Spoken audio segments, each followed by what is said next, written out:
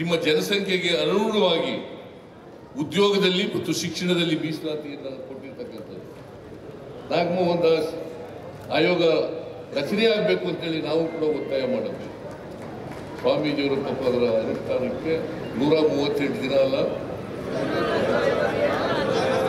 158 ದಿನ 158 ದಿನ 158 ದಿನ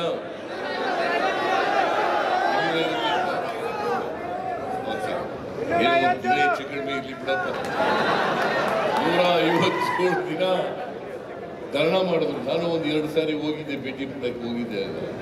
ಪಾಪ ಇವತ್ತೇನಾದರೂ ನಿಮಗೆ 7% ಉದ್ಯೋಗದಲ್ಲಿ ಶಿಕ್ಷಣದಲ್ಲಿ ಸಿಕ್ಕಿದ್ರೆ ಅದಕ್ಕೆ ಸ್ವಾಮೀಜಿಯವ್ರ ಕಾರಣ.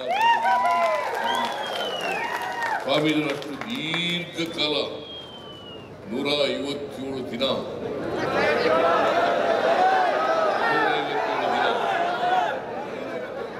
157 ದಿನ ಸಾರಿ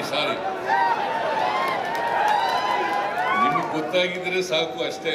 ನನಗೆ ಸ್ವಲ್ಪ ಮರ್ತೋದ್ರೂ ಪರವಾಗಿಲ್ಲ, ನಿಮಗೆ ಗೊತ್ತಾಗಬೇಕು. ಸ್ವಾಮೀಜಿಯವರು 257 ದಿನ ಪ್ರತಿಭಟನೆಯನ್ನು ಮಾಡಿದ್ರು ಅಂತಕ್ಕಂಥದ್ದು ಬಹಳ ಮುಖ್ಯ.